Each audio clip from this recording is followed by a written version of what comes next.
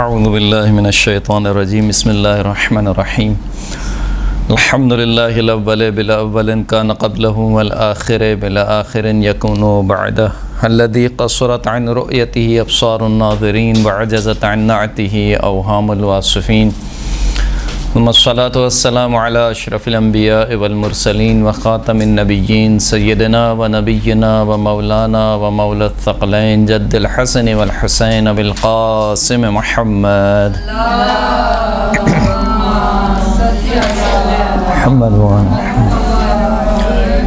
وعلى آلہ الطیبین الطاہرین المعصومین الذین اذهب اللہ عنہم الرجس وطہرہم تطہیرا اللہم صل علی محمد وآل محمد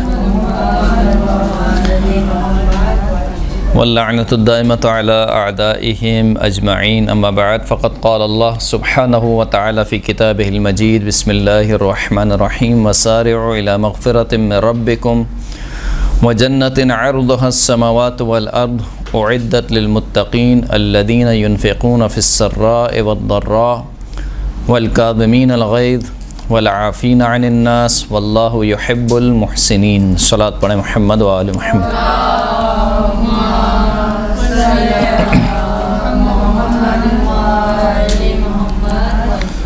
سورہ مبارکہ آل عمران اور اس کی آیت نمبر 133 اور 134 کو آپ کی خدمت میں سرنامہ کلام کے طور پر پیش کیا۔ پروردگار عالم ارشاد فرماتا ہے کہ وَسَارِعُوا إِلَىٰ مَغْفِرَةٍ مِّن رَبِّكُمْ، جلدی کرو، دوڑو، کس چیز کی طرف دوڑو؟ إِلَىٰ مَغْفِرَةٍ مِّن رَبِّكُمْ، اپنے پروردگار کی مغفرت کی طرف، وَجَنَّةٍ، اور جلدی کرو اس جنت کی طرف، عَرْضُهَا السَّمَاوَاتُ وَالْأَرْضُ، کہ جس کا رقبہ زمین اور آسمانوں کے برابر ہے۔ یہ جنت کس کے لیے تیار کی گئی ہے؟ اعدت للمتقین، یہ جنت آمادہ اور تیار کی گئی ہے متقین کے لیے۔ یہ متقین کون ہیں؟ الذین ينفقون فی السراء والضراء، یہ متقین وہ ہیں کہ جو پوشیدہ طور پر بھی اور علی الاعلان بھی اللہ کی راہ میں خرچ کرتے ہیں، سختی کے موقع پر بھی اللہ کی راہ میں خرچ کرتے ہیں، یعنی جب ان کے پاس کچھ نہیں ہوتا اس وقت بھی اللہ کی راہ میں خرچ کرتے ہیں، اور پوشیدہ طور پر بھی اللہ کی راہ میں خرچ کرتے ہیں۔ والکاظمین الغیظ، یہ متقی وہ ہیں کہ جو غصے کو پی جانے والے ہیں، والعافین عن الناس، اور لوگوں سے درگزر کرنے والے ہیں، واللہ یحب المحسنین، اور پروردگار عالم نیک کام انجام دینے والوں کو پسند فرماتا ہے۔ اس آیت میں پہلے تو ترغیب دلائی گئی، اور ویسے تو ہر کام میں جلدی کرنے کے بارے میں مذمت کی گئی کہ جلدی نہ کی جائے۔ العجلۃ من الشیطان، جلدی کا کام جو کس سے ہے؟ شیطان سے۔ یہاں تک کہ خود قرآن مجید کی ایک آیت ہے کہ خلق الانسان من عجل، یعنی انسان کو خلق کیا گیا ہے جلدی سے۔ یعنی کیا مطلب؟ یعنی انسان اس قدر جلد باز ہے کہ گویا یہ جلد بازی اس کی خلقت کا حصہ ہو گئی ہے، حالانکہ حصہ ہے نہیں، پروردگار عالم نے انسان کو ایسا خلق نہیں کیا، لیکن انسان نے اس صفت کو اتنا اپنا لیا ہے کہ گویا اس کی خلقت کا حصہ بن گیا ہے۔ لہٰذا پروردگار نے کیا کہا کہ خلق الانسان من عجل، گویا کہ انسان خلق ہوا ہے کس سے؟ جلد بازی سے۔ تو ہر چیز میں جلد بازی سے منع کیا گیا، مذمت کی گئی، لیکن نیک کام کرنے میں کہا کہ جلدی کرو۔ یہاں تک کہ اگر کہا کہ تمہارے دل میں کوئی نیک کام انجام دینے کے بارے میں خیال آئے تو اس کے اقدام میں جلدی کرو، کیونکہ حالات کا کچھ پتہ نہیں ہے، کیا پتہ تم زندہ رہو یا نہ رہو، اور کیا پتہ فرصت دوبارہ تمہارے پاس آئے یا نہ آئے، تو ایسا نہ ہو کہ یہ نیکی کہ جس کے بارے میں تم نے سوچا ہے یہ تمہارے ہاتھ سے نکل جائے۔ اسی طریقے سے اس آیت میں بھی پروردگار عالم نے فرمایا کہ دیکھو مغفرت حاصل کرنے کی طرف جلدی کرو۔ مغفرت کا کیا مطلب ہے؟ یعنی خداوند کریم سے طلب مغفرت۔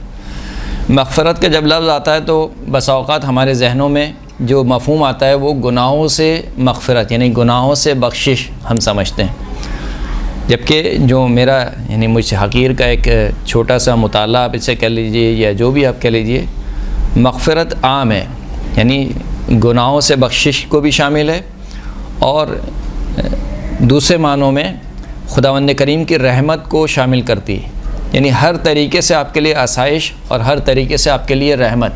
اس میں سر فہرست یہ آ جاتا ہے کہ گناہوں سے مغفرت، تو صرف گناہوں سے مغفرت یعنی گناہوں سے بخشش کو مغفرت نہیں کہا جاتا ہے، بلکہ خداوند کریم جو آپ پر اپنی رحمتوں کا نزول کر رہا ہے، خداوند کریم جو آپ کے لیے آسانیاں پیدا کر رہا ہے، اس کو بھی مغفرت کا مفہوم شامل کرتا ہے۔ تو سارعوا الی مغفرۃ من ربکم، اپنے پروردگار کی جانب سے جو مغفرت ہے اس کی طرف جلدی کرو۔ دوسرا کس بات کی طرف جلدی کرو؟ وجنت، اس جنت کی طرف، اس باغ کی طرف۔ جنت کہتے ہیں باغ کو عربی میں۔ اس باغ کی طرف جلدی کرو کہ عرضها السماوات والارض، جس کا رقبہ کتنا بڑا ہے۔ اب یہ ظاہر سی بات ہے کہ ہمیں سمجھانے کے لیے یہ باتیں ہو رہی ہیں، ورنہ تو جنت کا جو تصور ہے اور مفہوم ہے وہ ہماری سوچ سے بالاتر ہے۔ اسی طریقے سے جہنم کا بھی ہمیں سمجھانے کے لیے مثال کے طور پر کہا جاتا ہے کہ اگر تمہیں آتش جہنم کی گرمی کا اندازہ لگانا ہو یا آتش جہنم کی سوزش کا اندازہ لگانا ہو، تو اس کے لیے کافی ہے کہ اگر جہنم کی آگ کا ایک قطرہ اس دنیا میں آ جائے تو ساتوں سمندر خشک ہو جائیں، ایک قطرہ فقط، آگ کا فقط ایک قطرہ اگر اس دنیا میں ڈالا جائے تو جتنے سمندر ہیں سارے کے سارے سمندر کیا ہو جائیں؟ خشک ہو جائیں۔ اور اسی طریقے سے جنت کے بارے میں کہا جاتا ہے، یعنی جو جنت کی نعمتیں ان میں سے ایک حور العین ہے، کہ جنت کی حور اگر اس کا ایک بال مثال کے طور پر اس دنیا والوں کو دکھا دیا جائے تو سارے دنیا والے اس ایک بال کے حسن اور خوبصورتی میں کیا ہو جائیں گے؟ بے ہوش ہو جائیں گے، مدہوش ہو جائیں گے۔ صحیح۔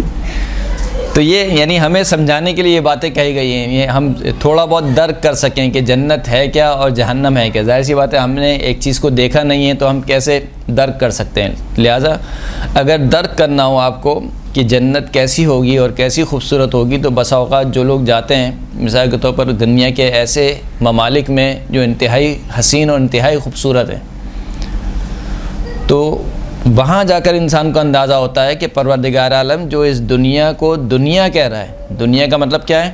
پست۔ ادنا کی مؤنث ہے دنیا، ادنا یعنی پستر، اور اس کی جو مؤنث ہے اس کو کہتے ہیں دنیا۔ حیات الدنیا یعنی پست زندگی، جس کو خود پروردگار عالم پست زندگی کہہ رہا ہے، وہ دنیا پروردگار عالم نے جب اتنی خوبصورت بنائی ہے تو وہ جنت ہے جس کے بارے میں پروردگار عالم کہہ رہا ہے کہ اتنی خوبصورت ہوگی، ایسا ہوگا، ویسا ہوگا، فنا ہوگا۔ تو اس دنیا سے ہم تھوڑا بہت ادراک لے سکتے ہیں کہ جب یہ دنیا اتنی خوبصورت ہے وہ جنت کیسی ہوگی۔ حالانکہ یہ دنیا کیا ہے؟ فانی ہے، فنا ہونے والی ہے، جتنی خوبصورت کیوں نہ ہو، جتنی بھی خوبصورت کیوں نہ ہو اس دنیا کو فنا ہے، جتنی خوبصورت کیوں نہ ہو اس دنیا میں عیب موجود ہیں، لیکن وہ پروردگار عالم کی جو جنت ہے اس میں کوئی عیب موجود نہیں ہے، جس میں انسان ہمیشہ ہمیشہ کے لیے رہے گا۔ تو تھوڑا بہت اگر انسان ادراک لینا چاہے، درک کرنا چاہے کہ وہ جنت کیسی ہوگی، وہ اسی کے بالمقابل اگر تھوڑا بہت انسان درک کرنا چاہے کہ جہنم کیسی ہوگی تو کہاں پر آ جائے؟ پاکستان میں۔ صحیح ہے۔ تو بہرحال دنیا کے کچھ ایسے بھی حصے ہیں کہ جہاں پہ انسان کہتا ہے کہ جہنم میں آ گئے ہم، حالانکہ یہ کچھ بھی نہیں ہے۔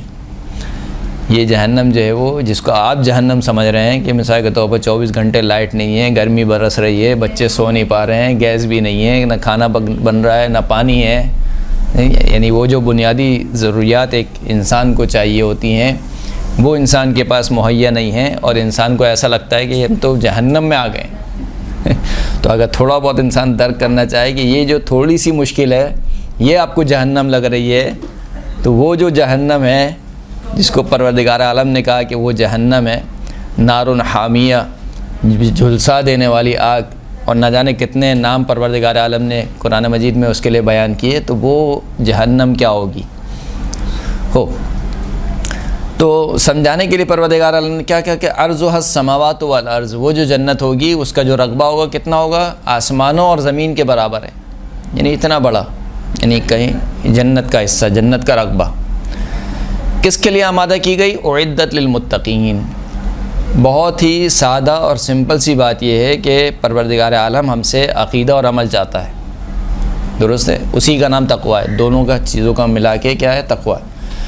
آپ کا عقیدہ بھی صحیح ہونا چاہیے اور آپ کا عمل بھی صالح ہونا چاہیے۔ قرآن مجید میں جہاں پر بھی پروردگار عالم نے کامیاب انسانوں کا تذکرہ کیا وہاں انہی دو چیزوں کا تذکرہ کیا، والعصر ان الانسان لفی خسر الا الذین آمنوا وعملوا الصالحات۔ عصر کے وقت کی قسم، تمام کے تمام انسان کیا ہے؟ خسارے میں، گھاٹے میں، سوائے کن کے؟ الذین الا الذین آمنوا وعملوا الصالحات، سوائے ان کے کہ جو ایمان لائے اور عمل صالح کو انجام دیا۔ اسی طریقے سے اور قرآن مجید کی دیگر آیات میں جہاں پر بھی پروردگار عالم نے کامیاب انسانوں کا تذکرہ کیا یا کامیابی کا تذکرہ کیا وہاں پر یہی دو چیزیں آپ کو نظر آئیں گی۔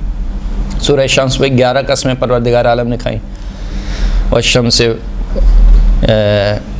والشمس وضحاها والقمر اذا تلاها، اسی طریقے سے 11 قسمیں کھا کر پروردگار عالم نے کیا کہا؟ قد افلح من زکاها۔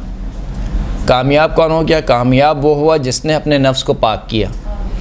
اور نفس کی پاکی کے لیے دو ہی چیزیں ضروری ہیں، عقیدہ صحیح ہونا چاہیے اور عمل صالح صحیح ہونا چاہیے۔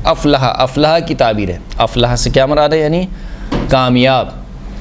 گویا خداوند کریم کامیابی کا معیار کیا بتا رہا ہے؟ کامیابی یہ نہیں ہے کہ تمہارا بڑا گھر ہو، کامیابی یہ نہیں ہے کہ تمہارے پاس مال و دولت ہو، تمہاری دنیا اچھی ہو۔ دنیا اچھی ہونی چاہیے، اس کا انکار نہیں ہے۔ جس کی دنیا اچھی نہیں ہوتی اس کی آخرت اچھی ہونا تھوڑا مشکل ہو جاتا ہے۔ دنیا اچھی ہونی چاہیے، لیکن دنیا کو یہ ہدف اور مقصد قرار دے لینا یہ درست نہیں ہے۔ تو 11 قسمیں کھانے کے بعد کامیابی کا راز کیا بتایا؟ قد افلح من زکاها، کامیاب ہوا جس نے پاک کیا اپنے نفس کو۔ ہر موقع پر پروردگار عالم نے کہا کہ ایمان اور عمل صالح، تو بس، اور عقل بھی یہ کہتی ہے، انسان کی عقل بھی یہ کہتی ہے کہ وہ پروردگار عالم جس کی آپ پرستش کرتے ہیں یا جس کو آپ مانتے ہیں تو اس کی آپ اطاعت کیوں نہیں کرتے؟ تو اب اگر کوئی انسان یہ سمجھے کہ نہیں بس اب دنیا میں انسان جو کچھ بھی کرے آخرت تو میری ہے، میرا بیڑا پار ہے، یا انسان یہ سوچے کہ بس عقیدہ صحیح ہونا چاہیے، عمل تو ہو ہی جائے گا، وہاں پہ کسی نہ کسی طریقے سے نکل جائیں گے، تو یہ ایک غلط نظریہ آپ اسے کہہ سکتے ہیں یا غلط فکر ہے جو ہمارے معاشرے میں رائج ہوتی جا رہی ہے۔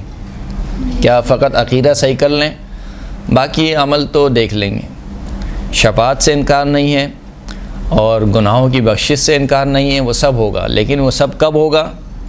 وہ بھی اس صورت میں ہوگا جب آپ کا ایمان یہاں سے صحیح و سالم آپ لے کے جائیں گے، کیونکہ بہت سے گناہ ایسے ہوتے ہیں جو انسان کو اس کے ایمان سے خارج کر دیتے ہیں۔ یہاں تک کہ بالخصوص جو نزاع کا وقت ہوتا ہے، جس وقت روح نکل رہی ہوتی ہے، سب سے خطرناک ترین وقت ہے، سب سے خطرناک ترین۔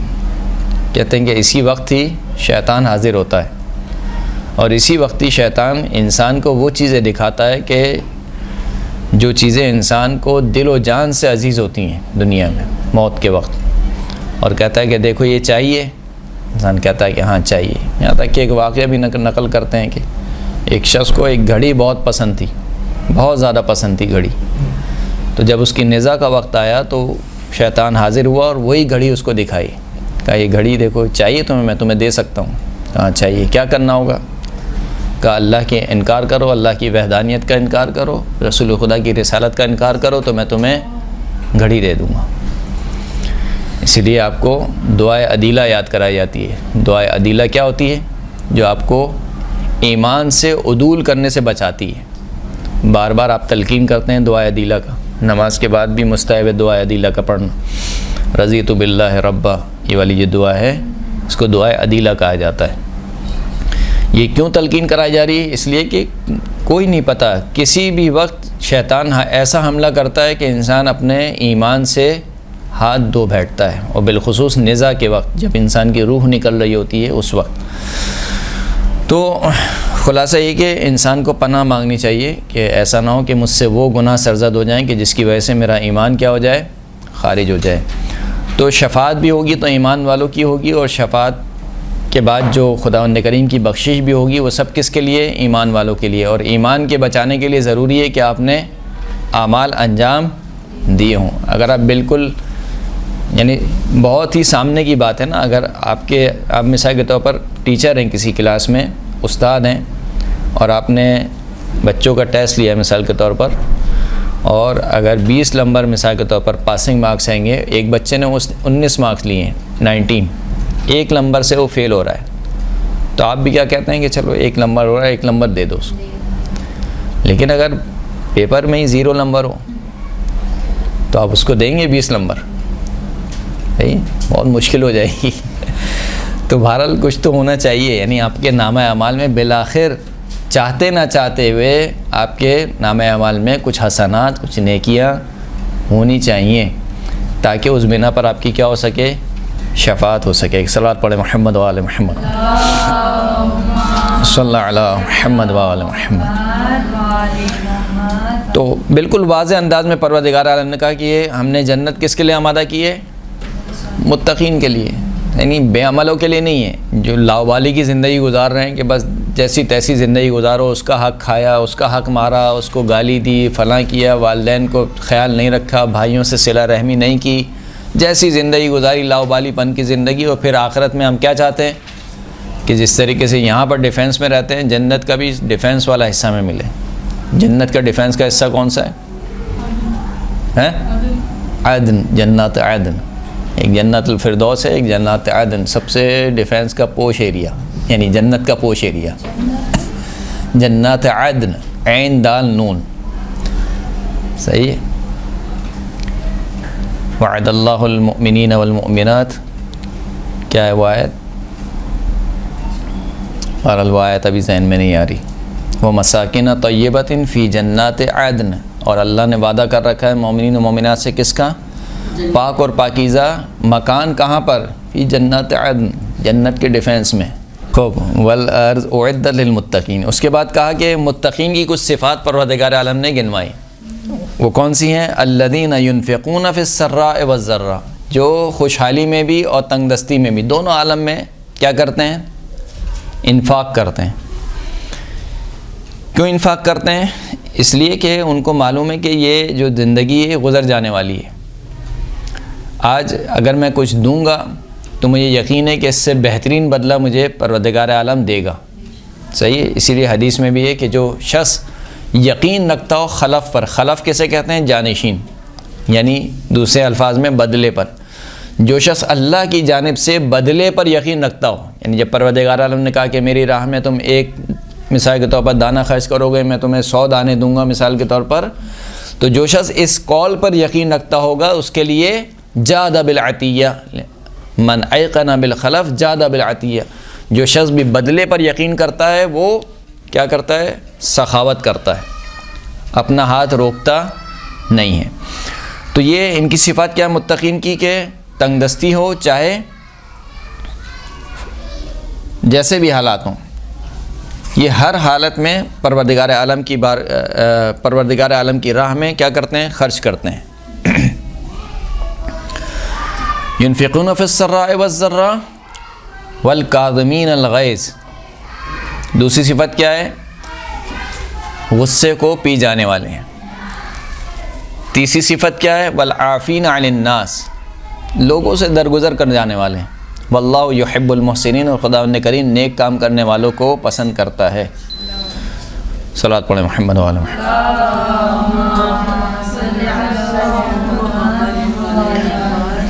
تو آج کا جو ہمارا موضوع ہے وہ خاص طور پر یہ جو 2 صفت بیان ہوئی، کاظمین الغیظ، کظم الغیظ، غصے کو پی جانا، والعافین عن الناس، اور لوگوں سے درگزر کرنا. کیونکہ آج بدقسمتی سے جہاں پر ہمارے معاشرے میں بہت ساری برائیاں رائج ہوتی جا رہی ہیں، عام ہوتی جا رہی ہیں، اور اب مرحلہ یہ یہاں تک پہنچتا جا رہا ہے کہ برائی کو برائی نہیں سمجھا جا رہا ہے. وہیں پر جو ایک برائی جنم لے رہی ہے ہمارے معاشرے میں، بلکہ جنم لے چکی ہے، وہ ہے انانیت. انانیت کسے کہتے ہیں؟ انا. ہاں، انانیت انا سے نکلا ہے، یعنی میں، یعنی جب انسان میں آ جائے، میں کیوں جھکوں، میں کیوں معافی مانگوں، وہ آئے میرے پاس، میری غلطی نہیں ہے. جب میری غلطی نہیں ہے تو میں معافی کیوں مانگوں؟ یہ جو انانیت ہمارے معاشرے میں آ رہی ہے، پہلے بھی میں آپ کی خدمت میں عرض کر چکا ہوں کہ بہت سے گناہ ایسے ہوتے ہیں جو خود تو گناہ ہوتے ہیں لیکن اپنے ساتھ کئی اور دوسرے گناہ کو جنم دیتے ہیں. لہٰذا یہ انانیت اور تکبر یہ خود گناہ ہے. اس کے نتیجے میں یہ دوسری چیزیں جنم لے رہی ہیں. وہ کیا ہیں؟ رشتوں کا ٹوٹنا، قطع رحمی، مثال کے طور پر بدگمانی، حسد، کینہ، یہ تمام ان چیزوں کے یعنی اس برائی کے نتیجے میں جنم لیتی ہیں. آہستہ آہستہ جب آپ کے اندر انا آ جاتی ہے، یعنی آپ سے مراد میرے اندر جب انا آ جاتی ہے، تو پھر کیا ہوتا ہے؟ پھر آہستہ آہستہ میں اس شخص سے حسد کرنے لگتا ہوں. پھر آہستہ آہستہ اس شخص سے حسد کا مرحلہ آگے بڑھتا ہے، کینے کے مرحلے میں داخل ہو جاتا ہوں، بغض کے مرحلے میں داخل ہو جاتا ہوں. پھر وہ مرحلہ اور آگے بڑھ جاتا ہے، پھر اسی سے بدگمانیاں جنم لیتی ہیں. پھر یہاں تک کہ وہ مرحلہ اور آگے بڑھتا ہے کہ میں اس سے ہاتھ ملانے کا بھی روادار نہیں ہوتا، چاہے وہ میرا سگا بھائی ہی کیوں نہ ہو، چاہے وہ میری سگی بہن ہی کیوں نہ ہو. ہوتا ہے بسا اوقات شادی بیاہ کے معاملے میں ذرا زیادہ ہو جاتا ہے. مثال کے طور پر اس نے ہمیں اہمیت نہیں دی، اس نے مجھے اسٹیج پہ نہیں بلایا، اس نے میری تصویر نہیں کھینچی. مثال کے طور پر میں اکلوتی بہن تھی، مجھے بلا لیتا تو کیا ہوتا.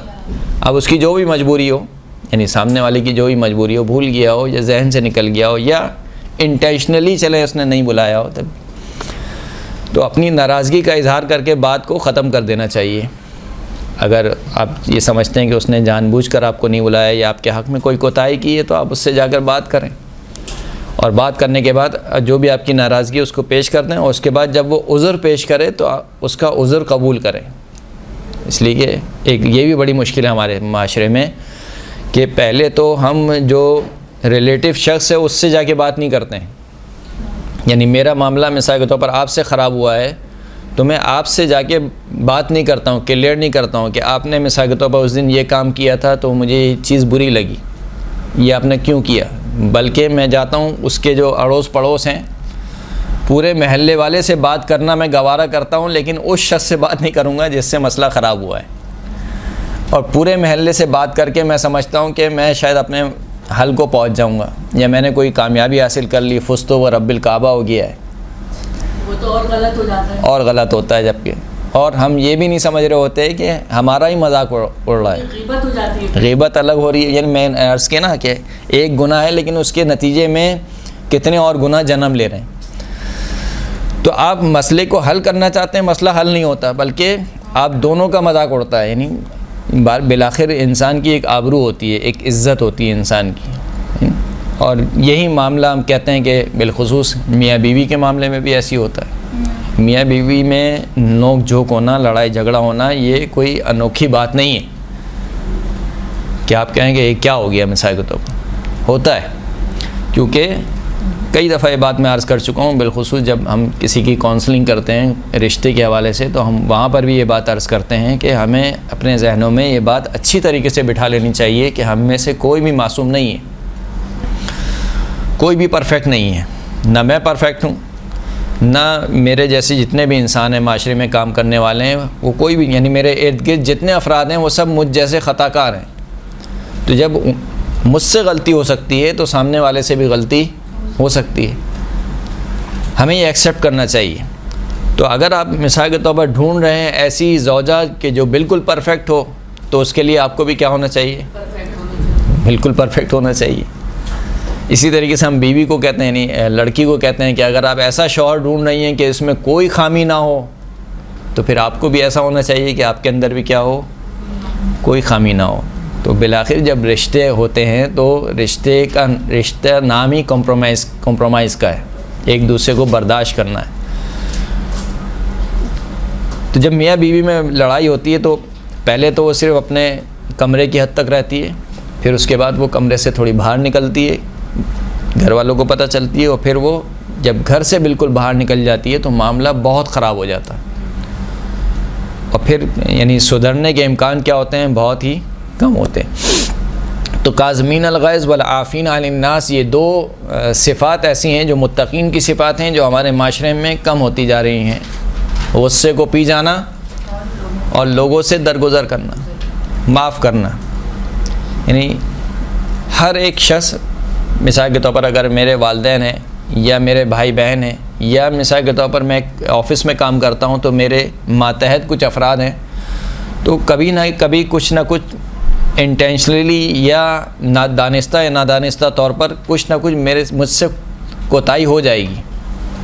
اور جب کوتاہی ہو جائے گی تو اس کے دو طریقے ہیں کہ یا تو انسان اس کو رائی کا پہاڑ بنائے، رائی کے دانے کو پہاڑ بنا دے، یا پھر یہ کہ انسان اسی کو اسی وقت درگزر کر کے کیا کرے، ختم کرے اور آگے چلے. صحیح نا؟ تو خصوصیت سے جو یہ دو صفات ذکر ہو رہی ہیں قرآن مجید میں، پروردگار عالم نے اپنے حبیب کو یہی حکم دیا ہے، سرکار ختمی مرتبہ جو کہ رحمت للعالمین ہے. اللہم صلی علی محمد و آل محمد.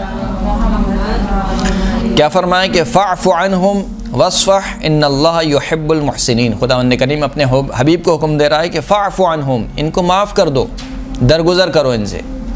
یعنی مسلمانوں سے بات ہو رہی ہے کہ اگر یہ کوئی کوتاہی کر رہے ہیں، آپ کی بات نہیں سن رہے ہیں مثال کے طور پر، فاعف عنہم، یا ان سے کوئی کوتاہی ہو چکی ہے تو کیا کرو، ان سے درگزر کرو، معاف کرو. وصفح، وصفہ کا معنی بھی تقریباً وہی ہے، یعنی درگزر کرنا. ان اللہ یحب المحسنین، کہ خداوند کریم محسنین کو، احسان کرنے والوں کو، نیک کام انجام دینے والوں کو پسند فرماتا ہے. پھر خداوند کریم نے ایک اور جگہ ارشاد فرمایا کہ خذ العفو وامر بالعرف واعرض عن الجاہلین، کہ عفو اور بخشش کو پکڑے رکھیں. عفو یعنی بخشش، درگزر، معاف کر دینا، معاف کر دینے والی صفت کو پکڑے رکھیں. وامر بالعرف، اور اچھی باتوں کا حکم دیں. واعرض عن الجاہلین، اور جاہلین سے کیا کریں، اعراض کریں. یہاں تک کہ عباد الرحمن کی بھی جو صفت بیان ہوئی اس میں کیا کیا، وَإِذَا خَاطَبَهُمُ الْجَاهِلُونَ قَالُوا سَلَامًا، جب جوہلا ان کو مخاطب کرتے ہیں تو یہ کیا کرتے ہیں، سلام کر کے، یعنی سلام پھیر کے ان کے پاس سے آگے نکل جاتے ہیں. پھر ایک اور جگہ پروردگار عالم نے ارشاد فرمایا کہ وَاصْبِرْ عَلَىٰ مَا يَقُولُونَ وَاهْجُرْهُمْ هَجْرًا جَمِيلًا، جو یہ کفار و مشرکین کہتے ہیں ان کے پر صبر کیجیے. صبر کیجیے یعنی کیا مطلب، وہی کظم الغیظ، یعنی غصے کے گھونٹ کو پی جانا. بس اوقات انسان آتا نا، آپ نے دیکھا ہے بہت سے لوگوں کو کہتے ہیں کہ نہیں بس جب مجھے غصہ آتا ہے، بس مجھے غصہ آتا ہے، پھر میں کسی کو نہیں دیکھتا ہوں. صحیح ہے، کچھ خواتین بھی ایسی کہتی ہیں مجھے غصہ آ جاتا ہے، غصہ آ جاتا ہے، پھر میں کسی کو نہیں دیکھتی ہوں. اسی وقت دیکھنا ہے غصے کے وقت ہی آپ کو دیکھنا ہے. صحیح ہے، جب غصہ نہیں ہو تو پھر تو انسان سب کو دیکھتا ہے. وہی جو جیسے کہتے ہیں غصہ ایک دیوانگی کی ایک قسم ہے، جب انسان پر وہ طاری ہوتی ہے، نہیں جنون کی ایک قسم ہے جب انسان پہ غصہ طاری ہوتا ہے. اور واقعی جب انسان پہ غصہ طاری ہوتا ہے انسان اپنا آپا کھو دیتا ہے. اور جب انسان اپنا آپا کھو دیتا ہے تو جیسے مجنون شخص کیا ہوتا ہے، ہم مجنون کو مجنون کیوں کہتے ہیں، کیا یہ اپنے آپے میں نہیں ہے، یعنی اس کو پتہ ہی نہیں ہے کہ میں کیا کر رہا ہوں. تو اسی لیے کہا کہ غصہ بھی کیا ہے، جنون میں سے ایک جنون ہے جو انسان کے اوپر طاری ہو جاتا ہے. اور کہتے ہیں کہ اگر اس کا جنون ختم ہو جائے جلدی تو اس کا مطلب ہے کہ اس کی بیماری تھوڑی ہے، اور اگر جاری رہے تو اس کا مطلب کیا ہے، سدا کا مجنون ہے. تو کہا کہ وَاصْبِرْ عَلَىٰ مَا يَقُولُونَ، جو یہ کفار و مشرکین کہتے ہیں آپ اس پر صبر کیجئے. وَاهْجُرْهُمْ هَجْرًا جَمِيلًا، اور اچھے انداز سے ان سے آگے بڑھ جائیے، ان کو ترک کر دیجئے. حجر کرنا یعنی ان کو چھوڑ دینا، محفل کو ترک کر دینا. لہٰذا کسی محفل میں مثال کے طور پر آپ محسوس کریں کہ ایسی گفتگو ہو رہی ہے کہ جہاں پر آپ کو ٹونٹ کیا جا رہا ہے، یا آپ کے حق میں مثال کے طور پر کوئی بھی ایسی باتیں ہو رہی ہیں کہ جس سے آپ کی حد کے حرمت ہو رہی ہے، تو کیا کریں وہاں سے، وَاهْجُرْهُمْ هَجْرًا جَمِيلًا، اچھے انداز سے اس محفل کو کیا کر دیں، ترک کر دیں. نہ یہ کہ وہاں پر کیا کریں، کہا تم نے کہا کیسے مجھے، تمہاری ہمت کیسے ہوئی مجھے یہ کہنے کی. صحیح. تو دوسرا والا تو ہے غلطی پر، آپ اگر یہ کریں گے تو آپ یہ نشان یہ ظاہر کر دیں گے کہ اس میں اور آپ میں کوئی فرق نہیں ہے. وَلْيَعْفُوا وَلْيَصْفَحُوا أَلَا تُحِبُّونَ أَن يَغْفِرَ اللَّهُ لَكُمْ وَاللَّهُ غَفُورٌ رَحِيمٌ. سورہ مبارکہ نور میں پروردگار عالم ارشاد فرماتا ہے کہ وَلْيَعْفُوا، مسلمانوں تمہیں چاہیے کہ آپس میں کیا کرو، درگزر کرو. وَلْيَصْفَحُوا، یصفحوا سے مراد بھی وہی ہے، یعنی ایک دوسرے کو برداشت کرو، ایک دوسرے سے درگزر سے کام لو. الا تحبون، کیا تم نہیں چاہتے ہو کہ ان یغفر اللہ لکم، کہ پروردگار تمہیں بخش دے. واللہ غفور الرحیم، پروردگار بہت زیادہ بخشنے والا، بہت زیادہ رحم کرنے والا ہے. یعنی تم پروردگار عالم سے تو یہ امید لگاتے ہو کہ وہ تمہیں بخش دے، لیکن خود تم کسی کو معاف کرنے کو تیار نہیں ہو. چھوٹی چھوٹی غلطیوں کو پکڑ کے رکھتے ہو، معاف کرنے کو تیار نہیں ہو، لیکن اللہ سے کیا امید ہے کہ وہ آپ کو کیا کرے؟ بخش دے۔ تو اللہ کب بخشے گا؟ جب آپ دوسروں کو بخشیں گے۔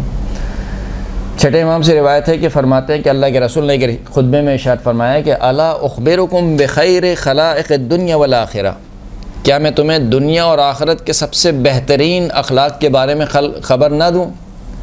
فرمایا کہ وہ کیا ہے؟ کہا کہ العفو عمن ظلمک، جس شخص نے تمہارے حق میں کوتاہی کی ہے، تم پر ظلم کیا ہے، مثال کے طور پر تمہارا حق کھایا ہے یا تم پر ظلم کیا ہے اور اب تم سے وہ معذرت کرنے آیا ہے، تو العفو، تو اس کو کیا کر دو؟ معاف کر دو اس کو۔ وتصل من قطعک، جس نے تم سے رشتہ توڑ لیا ہے اس کے ساتھ کیا کرو؟ رشتہ جوڑ لو۔ صحیح ہے؟ نہ یہ کہ نہیں وہ ہماری شادی میں نہیں آیا تو ہم بھی اس کی شادی میں نہیں جائیں گے۔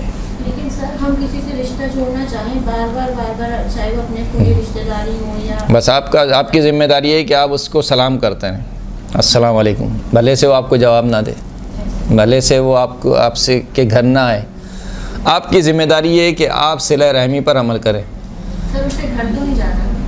اگر گھر جانا عرفاً یہ کہا جاتا ہے کہ اور صلہ رحمی میں تو کبھی کبھار مثلا عید بقرعید پہ چلے گئے، مثال کے طور پر کسی محفل میں مل گئے تو ان کو سلام بڑھ کر آپ نے خود سلام کیا، بڑھ کر۔ اگر مثلا گلے لگانے کا رواج ہے مثلا بقرعید پر عید پر تو گلے مل لی ان سے جا کر، یہ صلہ رحمی کے لیے کافی ہے۔ والاحسان الی من اساء الیک، نیکی کرو اس شخص کے ساتھ کہ جس نے تمہارے ساتھ برائی کی ہو۔ جس شخص نے آپ کے ساتھ اچھائی کی ہے اس کے ساتھ نیکی کرنا تو بہت آسان ہے اور آپ کا دل بھی کرتا ہے، صحیح نا؟ لیکن اصل انسان کا دل کہاں کوڑتا ہے کہ ایک شخص نے آپ کے ساتھ برائی کی ہے اور اب اس کو کسی چیز کی ضرورت پڑ گئی ہے، اب یہاں پر شیطان آتا ہے، وہ کہتا ہے کہ تمہیں کیا ضرورت ہے؟ کیا مثال کے طور پر بیوی آ جاتی ہے، ارے چھوڑیں ان کو، بیوی کو شیطان کہہ رہے میں نے نہیں کہا، یہ آپ نے کہا ہے۔ بات سے تو یہ ثابت ہو رہا ہے۔ صحیح ہے نا؟ مثال کے طور پر یعنی یہ جو مثالیں میں دیتا ہوں یہ اغلبیت پر مبنی ہے، یعنی اغلب ایسا ہوتا ہے۔ شوہر بھی بس اوقات کبھی کبھار ایسا کرتے ہیں کہ بیوی مثال کے طور پر کوئی نیکی کرنا چاہتی ہے، شوہر کہتا ہے ارے چھوڑو انہوں نے ہمارے ساتھ کیا کیا ہے یہ تم کرنا چاہ رہی ہو۔ یا مثال کے طور پر بیوی اپنے بھائیوں کے ساتھ کچھ کرنا چاہے نیکی کوئی، ارے چھوڑو تمہارے بھائی تمہارے کہاں پوچھتے ہیں، تمہارا حق کھا گئے، یہ کر لیا تمہارے ساتھ، وہ کر لیا تمہارے ساتھ۔ تو ایسا نہیں ہونا چاہیے۔ تو جو شخص آپ کے ساتھ نیکی کرتا ہے اس کے ساتھ نیکی کرنا بہت آسان کام ہے، لیکن اصل جسے کہنا چاہیے کہ ہنر کہاں پر ظاہر ہوتا ہے؟ جس نے آپ کے ساتھ برائی کی ہے آپ اس کے ساتھ کیا کریں؟ اچھائی کریں۔ آپ سیرت اٹھا کے دیکھیں، نہیں ہمارے ائمہ کی سیرت یہی رہی ہے، ائمہ اطہار کی سیرت بھی یہی رہی ہے۔ جس نے ان کے ساتھ برائی کی انہوں نے کیا کیا؟ یہی مروان جب مدینے میں حملہ ہوا تو مروان کی مستورات کو کس نے پناہ دی؟ امام زین العابدین نے۔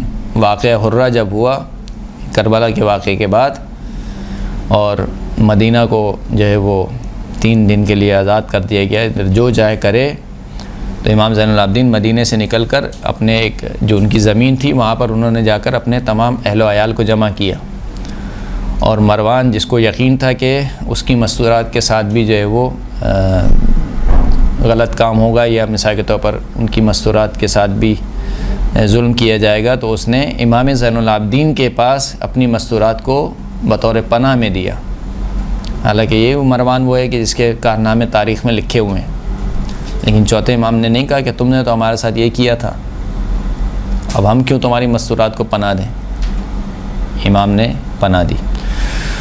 تو والاحسان الی من اساء، بہترین اخلاق میں کیا ہے کہ العفو عمن ظلمک، جس نے تم پر ظلم کیا اس کو معاف کر دو، وتصل من قطعک، جس نے تمہارے ساتھ قطع رحمی کی ہو اس کے ساتھ صلہ رحمی کرو، والاحسان الی من اساء الیک، جس نے تمہارے ساتھ برائی کی ہو اس کے ساتھ تم نیکی کرو۔ چوتھا کیا ہے؟ والاعطاء من حرمک، جس نے تمہیں محروم رکھا ہو تم اسے عطا کرو۔ یہ بڑے جیدار والے کام ہیں جو ہم بڑے آسانی سے سن رہے ہیں، صحیح نا؟ یعنی جس نے آپ کو محروم رکھا ہو، مثال کے طور پر اور کل کو اس کو ضرورت پڑ جائے اور وہ آپ کے پاس آئے کہ مجھے فلاں چیز کی ضرورت ہے، تو فوراً سے یعنی شیطان سے آتا ہے کہ نہیں اس نے جو ہے وہ فلاں چیز منع کی تھی، مجھے بھی ضرورت تھی پیسوں کی، میرے بیٹوں کو بھی مثال کے طور پر پیسوں کی ضرورت تھی، اس وقت میں اس کے پاس گئی تو اس نے مجھے منع کر دیا، آج جو ہے وہ اس کو ضرورت ہے تو میرے پاس کیسے آئی۔ پھر چھٹے امام سے روایت ہے کہ ثلاث من مکارم الدنیا والآخرہ، 3 چیزیں ایسی ہیں کہ جو دنیا اور آخرت کے مکارم میں سے، مکارم یعنی بہت ہی زیادہ اچھا اخلاق، وہ 3 چیزیں کون سی ہیں؟ تعفو عن من ظلمک، جس نے تم پر ظلم کیا اس کو معاف کر دو، تصل من قطعک، جس نے تمہارے ساتھ قطع رحمی کی ہو اس کے ساتھ صلہ رحمی کرو، وتحلم اذا جہل علیک، جب تم پر جہالت کے سبب تمہارے ساتھ کوئی برتاؤ کیا جائے تو اس وقت بردباری سے کام لو۔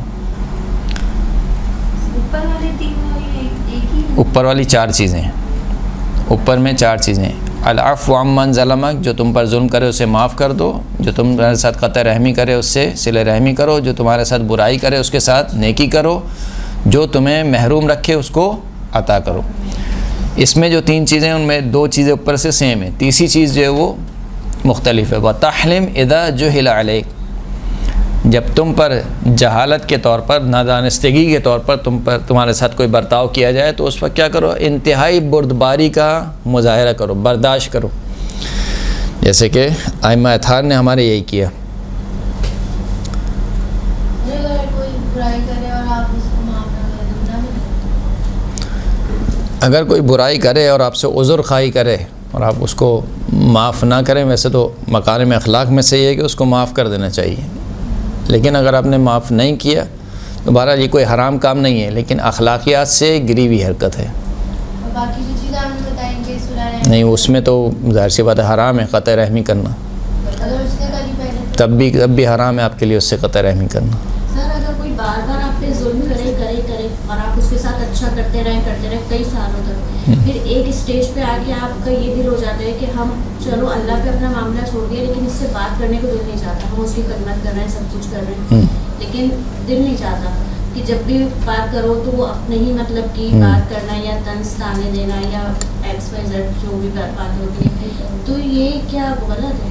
نہیں، اس کو محدود کر لینا چاہیے اپنے آپ کو، یعنی یہ جو جتنی بھی حدیثیں ہم پڑھ رہے ہیں اس کا یہ مطلب نہیں ہے کہ انسان اپنے آپ کو ذلیل کرے اور رسوائی میں مبتلا کرے، نہیں، آپ کے ساتھ برائی کی جا رہی ہے، آپ اس کو کس طریقے سے اچھائی کے طریقے سے جواب دے سکتے ہیں اور کس طریقے سے اپنے آپ کو کنٹرول کر سکتے ہیں، محدود کر سکتے ہیں۔ یعنی پہلے آپ مثال کے طور پر اس سے بہت زیادہ ملتے تھے، بہت زیادہ اچھے اخلاق سے اس سے ملتے تھے، اس کے ساتھ بیٹھتے تھے، تو اب اپنے آپ کو تھوڑا محدود کر لیں، سلام دعا کی حد تک رکھیں، لیکن بالکل ہی قطع رحمی کر لینا یہ جائز نہیں ہے۔ نہیں، خدمت کرنا یا جیسے ضعیف ہیں یا بزرگ ہیں ان کے ساتھ، وہ تو ظاہر سی بات ہے، وہ احسان میں آتا ہے، احتیاط کرنا تو بری چیز ہے۔ ہاں، وہ تو احسان میں آتا ہے، نیکی میں آتا ہے، اور ایسے بہت سے واقعات بھی ہمیں ملتے ہیں کہ بہرحال وقت نہیں ہے ابھی، لیکن انبیاء علیہ السلام کے بھی ایسے واقعات ہمیں ملتے ہیں کہ پڑوسی مثال کے طور پر مسلسل تنگ کر رہا ہے لیکن وہ اس کے ساتھ نیکی کیے جا رہے ہیں۔ بہرحال نیکی کا صلہ تو آپ کو ملنا ہے نا، وہ چاہے جو بھی کرے آپ کے ساتھ، لیکن اگر اس حد تک بڑھ جائے کہ آپ کی ذلت ہو رہی ہو تو یہ اسلام نے نہیں کہا کہ آپ اپنے آپ کو ذلیل کریں، ذلت سے آپ کو اپنے آپ کو بچانا ہے۔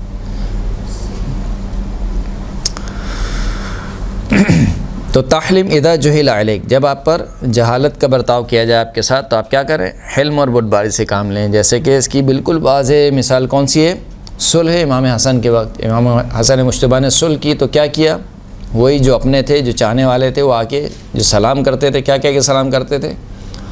السلام علیکہ یا مذل المؤمنین، نعوذ باللہ، اے مؤمنین کو ذلیل کرنے والے آپ پر سلام ہو۔ جبکہ اسی لیے امام حسن مجتبیٰ کی زیارت میں جملہ ملتا ہے کہ السلام علیکہ یا معز المؤمنین، اے مومنین کو عزت دینے والے آپ پر سلام ہو۔ تو اب سوچئے کہ زمانے کا امام ہے اور اس کو آ کر یہیں ایک عام انسان بھی ہو اور آپ کا ایک مقام ہو معاشرے میں اور آپ کو اس طریقے سے سلام کیا جائے سامنے سے، تو آپ کیا کریں گے؟ جو ہماری مثال کے طور پر مائیں بچوں کو سکھاتی ہیں کہ کوئی ایک سنائے تو تم اس کو کیا کرو؟ 4 سناؤ، خالی ہاتھ واپس نہیں آنا، صحیح ہے، بلکہ سود کے ساتھ ادھار چکا دو۔ لیکن ائمہ اطہار کے طریقہ کار یہ نہیں ہے، بہت ہی آرام سے، بہت ہی بردبار طریقے سے اس کو سمجھایا سامنے والے کو کہ آپ نے کیوں امیر شام سے مثال کے وصول کی اور یہ کیا اور وہ کیا۔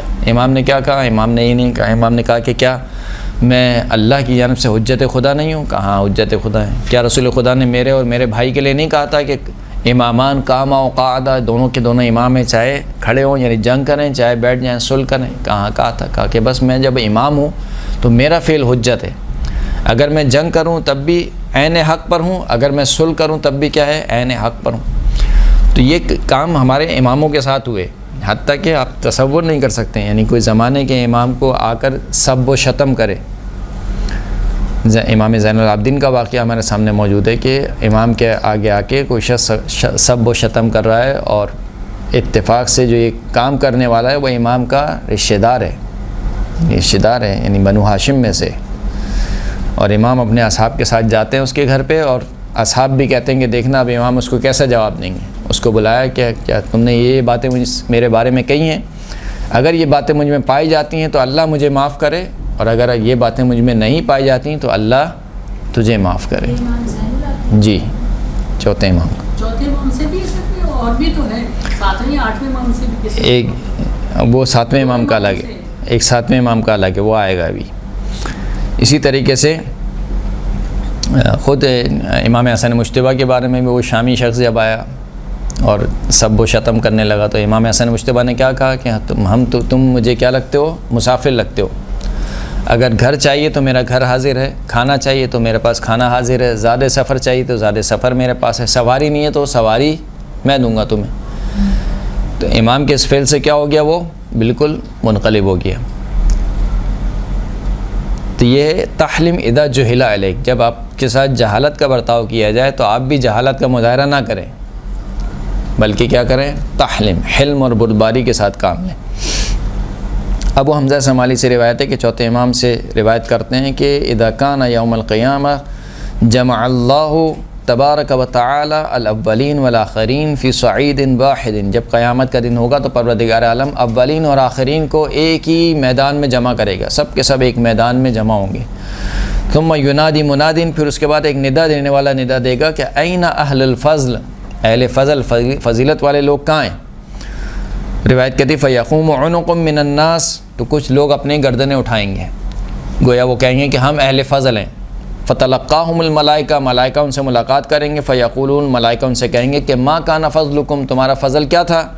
تو وہ کہیں گے کہ کننا نصل من قطعنا، ہم اس شخص سے صلہ رحمی کرتے تھے جو ہم سے قطع رحمی کرتا تھا، ونعطی من حرمنا، ہم اس کو دیتے تھے جو ہمیں محروم رکھتا تھا، ونعفو عن من ظلمنا، جو ہم پر ظلم کرتا تھا، کوتاہی کرتا تھا ہمارے حق میں، ہم اس کو کیا کر دیتے تھے؟ معاف کر دیتے تھے۔ فیقال لہم صدقتم ادخلوا الجنہ، پس ان سے کہا جائے گا کہ تم نے سچ کہا، بس تم کیا ہے؟ جنت میں داخل ہو جاؤ۔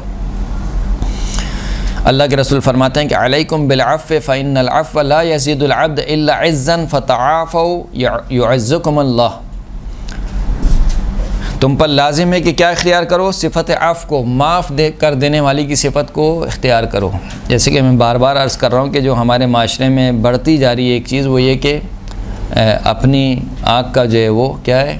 چہتیر بھی نظر نہیں آتا، دوسرے کی آنکھ کا تنکا بھی نظر آ جاتا ہے، اور اس تنکے کو ہم اتنا بڑا بناتے ہیں کہ نہیں تم نے تو ایسی کوتاہی کی ہے، ایسی غلطی کی ہے کہ جو ناقابل معافی ہے، اب کچھ نہیں ہو سکتا، اور ہم تم سے بات نہیں کریں گے، تمہیں معاف نہیں کریں گے۔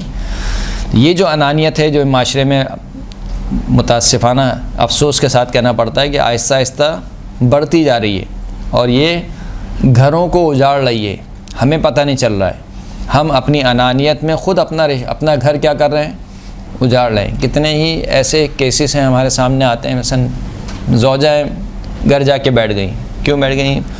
مثلا فلاں ہمارے ساتھ یہ کرتا ہے، فلاں ہمارے ساتھ یہ کرتا ہے، فلاں ہمارے ساتھ یہ کرتا ہے۔ شوہر ہے مثال کے طور پر بیوی کے حقوق ادا نہیں کر رہا ہے، ذرا سی بات پہ مثال پر ڈانٹ ڈپٹ، ذرا سی بات پر لڑائی جھگڑا، اور پھر نتیجہ کیا ہو رہا ہے اس کے؟ ان دا اینڈ اس کا نتیجہ یہ ہو رہا ہے کہ گھر کیا ہے؟ اجڑ رہے ہیں، برباد ہو رہے ہیں۔ گھر تو برباد ہو ہی رہے ہیں، جو ہماری اولادیں ہیں ان کے اوپر کیا اثر پڑ رہا ہے؟ حتیٰ اگر مثال کے طور پر یعنی شوہر بیوی اپنے گھر نہیں بھی جاتی، نہیں میکے نہیں بھی جاتی، تب بھی ایک گھر میں رہنے والے جو میاں بیوی ہیں جب وہ لڑ رہے ہیں جھڑ رہے ہیں، ہر روز ان کا جو ہے وہ جھگڑا ہو رہا ہے، صبح شام وہ جھگڑ رہے ہیں اور دونوں میں سے کوئی بھی اپنی آواز نیچے کرنے کو تیار نہیں ہے اور دونوں میں سے کوئی بھی ایک دوسرے کو معاف کرنے کو تیار نہیں ہے، اس کا اثر بچوں پہ کیا پڑے گا؟ اس کا اثر جو بچوں میں آ رہا ہے وہ جنونی کیفیت آ رہی ہے۔ دیکھ رہے ہیں آپ لوگ آج کل کے بچے جو فوراً سے ہائپر ہو جانا، یہ جو صفت آ رہی ہے یا یہ جو کیفیت ہمارے بچوں میں آ رہی ہے یہ ایک دم سے نہیں آئی ہے۔ بچے ہمیشہ یاد رکھیے وہ چیز سیکھتے ہیں جو وہ دیکھتے ہیں۔ آپ جو کہتے ہیں وہ بچہ نہیں کرتا ہے، آپ جو کرتے ہیں وہ بچہ کرتا ہے نا؟ بدلا جا سکتا ہے جی اسے بدلا جا بالکل بدلا جا سکتا ہے۔ جیسے مثال کے طور پر آپ اپنے بچے سے موبائل چھڑوانا چاہتے ہیں، اس کے لیے کیا کرنا ہوگا؟ آپ کو خود موبائل چھوڑنا ہوگا۔ موبائل چھوڑنا ہوگا۔ آپ مثال کے طور پر میں اپنی مثال دوں کہ میں بچے سے کہوں کہ نہیں تمہیں موبائل نہیں دیکھنا ہے اور میں خود ہی ریل دیکھ رہا ہوں، اس کی آواز بھی کھلی بھی ہو اور مسلسل میں لگا ہوں اسکرولنگ میں، اور بچے سے کہوں نہیں تمہیں موبائل نہیں دیکھنا ہے، وہ کام کیسے ہو کرنا سکتا ہے؟ پڑے گا جو آپ بچے سے چھوڑا۔ بالکل ایسی۔ اگر آپ چاہتے ہیں آپ کے بچے کا موبائل کم ہو، وہ کم سے کم موبائل دیکھے، تو آپ کو کم سے کم موبائل دیکھنا پڑے گا، چاہے وہ شوہر ہو چاہے وہ بیوی ہو، دونوں کو کہہ رہا ہوں میں، یا اور گھر والے ہوں۔ جب تک آپ خود اس کو کم نہیں کریں گے اس وقت تک کیا ہوگا؟ آپ کے بچے آپ سے اٹیچ نہیں ہوں گے، آپ کے بچے آپ سے زیادہ موبائل سے اٹیچ ہیں۔ جب وہ موبائل سے اٹیچ ہیں تو اس کا مطلب ہے کہ وہ وہی سیکھ رہے ہیں جو موبائل ان کو سکھا رہا ہے، وہ پھر وہ کبھی بھی نہیں سیکھیں گے کہ جو آپ ان کو سکھانا چاہتے ہیں۔ لہٰذا اگر اپنے بچوں کو اپنے سے اٹیچ کرنا چاہتے ہیں، کم سے کم جب آپ گھر میں ہوتے ہیں کم سے کم موبائل استعمال کیجیے، ضرورت کے تحت موبائل استعمال کیجیے۔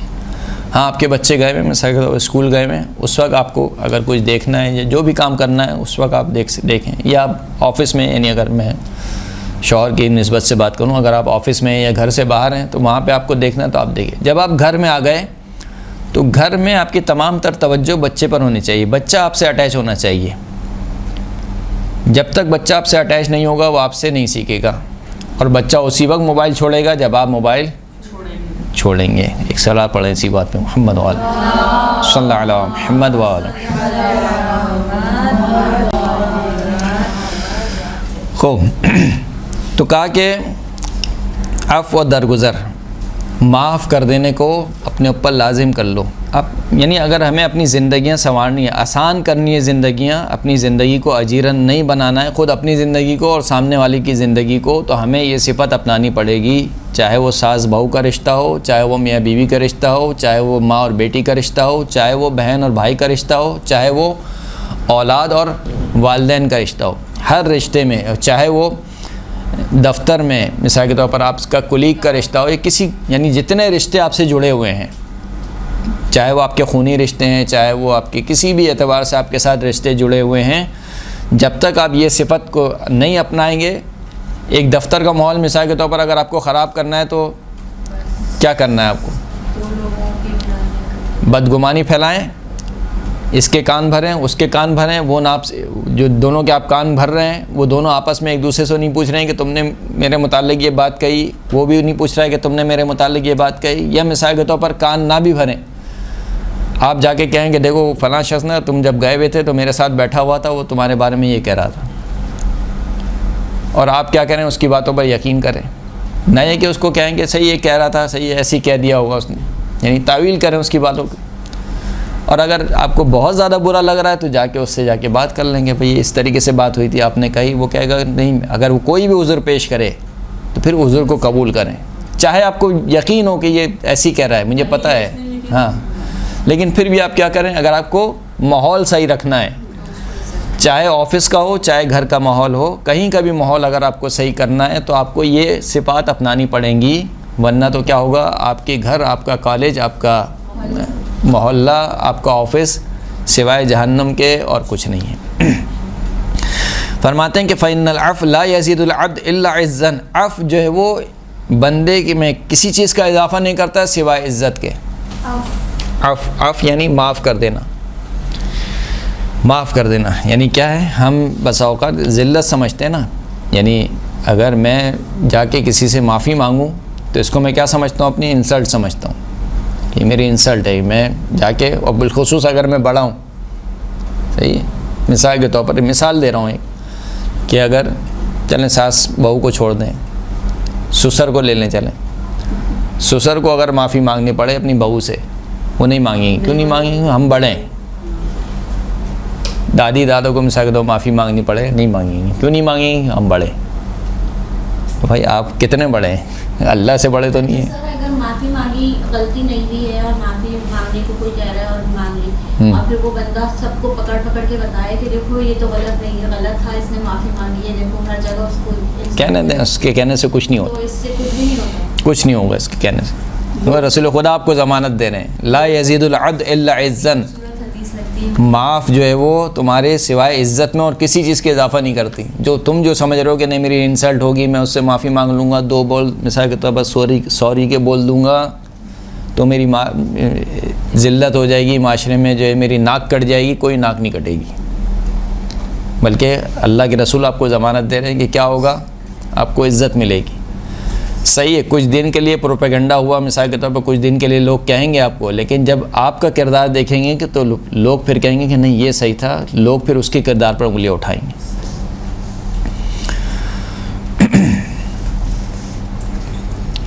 زید شحام سے روایت ہے, چھٹے امام فرماتے ہیں کہ نعم الجرعۃ الغیظ لمن صبر علیہا فإن عظیم العجر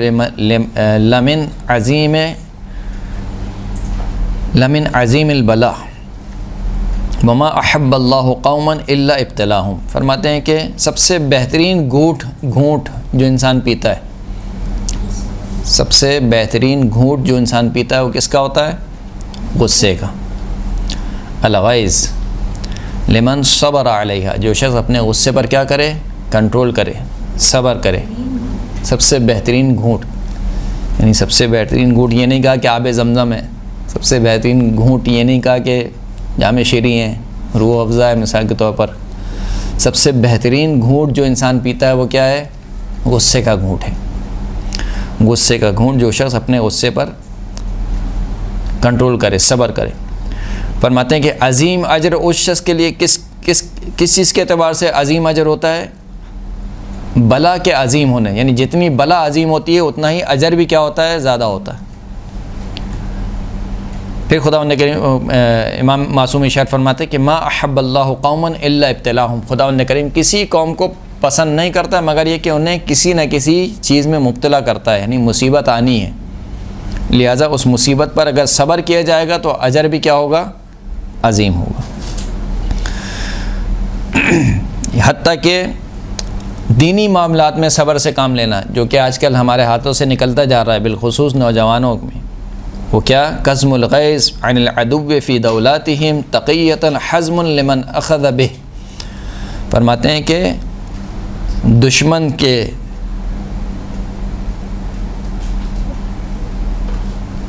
دشمن کی حکومت میں, یعنی اہل بیت اطہار کے دشمنوں کی حکومت میں جو وہ باتیں کرتے ہیں, ان باتوں سے جو آپ کو غصہ آتا ہے اس کو پی لینا. یعنی مثال کے طور پر خدا نخواستہ آج کل سوشل میڈیا کا دور ہے, آپ نے کوئی پوڈ کاسٹ دیکھا, آپ نے کوئی کلپ دیکھا, اس نے مولا علی کی شان میں مثال کے طور پر کوئی بات کہہ دی, جناب سیدہ کی شان میں اس نے کوئی بات کہہ دی, یا ہمارے اماموں کی شان میں اس نے کوئی ایسی بات کہی جس سے بسا اوقات انسان کو غصہ آ جاتا ہے. اور واقعاً غصہ آنا بھی چاہیے. جب انسان کے اندر غیرت دینی ہوتی ہے تو اس کو کیا آتا ہے؟ غصہ آتا ہے. مثال کے طور پر کوئی کہے کہ یہ جو حدیث کہی گئی کہ فاطمہ تو بضعۃ منی من آذاہا فقط آذانی, اس نے فاطمہ کو اذیت پہنچائی, اس نے مجھے اذیت پہنچائی. کہا کہ تمہیں معلوم ہے کہ یہ حدیث کیوں کہی گئی؟ کیوں کہی گئی؟ کہا اس لیے کہ مولا کائنات شادی کرنا چاہتے تھے ابو جہل کی بیٹی سے, نعوذ باللہ, اور یہ بات جناب فاطمہ کو پتہ چلی تو جناب فاطمہ بہت غضبناک ہوئیں. کس کے اوپر غضبناک ہوئیں؟ مولا کائنات پہ. اور پھر اللہ کے رسول نے ارشاد فرمایا کہ جس نے فاطمہ کو اذیت پہنچائی اس نے مجھے اذیت پہنچائی. اب جب یہ بات آپ سنتے ہیں تو بہرحال دینی غیرت کا تقاضا یہ ہے کہ انسان میں غصہ آنا بھی چاہیے کہ یہ کیسی باتیں ہو رہی ہیں. یعنی وہ مولا کائنات اور وہ جناب صدیقہ طاہرہ کہ جن کے لیے کہا گیا کہ لو لم یخلق اللہ علی لما کان لفاطمہ کفء, اگر علی کو خداوند کریم خلق نہ کرتا تو فاطمہ کا کوئی ہمسر ہی نہ ہوتا. تو کیسے ممکن ہے کہ وہ فاطمہ جناب سیدہ پر غضبناک ہوں، اور کیسے ممکن ہے کہ جناب سیدہ کے ہوتے ہوئے جو ہے وہ مولا کائنات کسی اور عورت کا انتخاب کریں؟ تو فرماتے ہیں کہ قزم الغیظ عن العدو فی دولاتہم تقیۃ حزم لمن اخذ بہ، کہ ہمارے دشمنوں کی حکومت میں غصے کے گھونٹ کو پی جانا تقیے کے طور پر، تقیتاً آپ کے سامنے ایسی باتیں ہو رہی ہیں لیکن آپ ہنس کے اس کو مثال کے طور پر سن رہے ہیں، برداشت کر رہے ہیں اس کو، یہ کیا ہے؟ حزم میں سے، حزم یعنی دور اندیشی، حزم کا مطلب کیا ہوتا ہے؟ دور اندیشی۔ وتحرز من التعرض للبلاء فی الدنیا، اور یہ جو غصے کے گھونٹ کو پی جانا ہے یہ کیا ہے؟ تحرز، یہ بچاؤ ہے کس سے؟ کہ آپ اپنے آپ کو دنیا میں مصیبت میں گرفتار نہیں کر رہے ہیں۔ اس لیے کہ جو بہت سے جذباتی نوجوان ہوتے ہیں وہ کیا کرتے ہیں؟ نہیں ایسا نہیں ہو سکتا ہے، کیسا ہو سکتا ہے، فلاں ہو سکتا ہے، اس کے مقابل میں کیا ہوتا ہے، پھر وہ بھی کچھ کہنا شروع کرتے ہیں، اور پھر فلاں کیس اور مثال توہین رسالت اور توہین اہل بیت اور فلاں فلاں فلاں، اس کے چکر میں کیا ہوگا؟ اپنی دنیا میں ہی اپنے آپ کو مصیبت میں ڈال لیا۔ اس کے بدلے میں اگر آپ اس غصے کے گھونٹ کو پی جاتے تو کیا ہوتا؟ آپ اس مصیبت سے بچ جاتے۔ دشمن بھی جو ہے وہ کہنا بند کر دیں۔ بالکل۔ ومعاندۃ الاعداء فی دولاتہم وممازتہم فی غیر تقیۃ ترک امر اللہ فجامل الناس یسمن ذلک لکم عندہم ولا تعادوہم فتحملوہم علی رقابکم فتضلوا۔ پس امام کیا فرماتے ہیں؟ جامل الناس، لوگوں سے اچھا برتاؤ کرو۔ لوگوں سے یہاں ناس سے کیا مراد ہے؟ یعنی آپ کے جو مخالفین ہیں، آپ کے جو مخالفین ہیں، اگر آپ کے کوئی پڑوسی ہے مثال کے طور پر اس کا تعلق کسی اور مذہب سے، تو آپ اس سے برتاؤ اچھا کریں، اس کے ساتھ اچھے طریقے سے پیش آئیں۔ اگر تم نے یہ کام کیا اور ان سے دشمنی نہ کی، اگر ان سے دشمنی کی تو کیا ہوگا؟ فتحملوہم علی رقابکم، تو پس تمہارے دشمن تمہاری گردنوں پر سوار ہو جائیں گے، فتضلوا، اور تمہیں ذلیل و رسوا کر کے چھوڑیں گے۔ اسی لیے معصوم نے کیا ارشاد فرمایا کہ لا دین لمن لا تقیۃ لہ، اس شخص کا کوئی دین نہیں ہے جس نے تقیے کو اختیار نہیں کیا۔ ایک صلوات پڑھیں محمد و آل محمد۔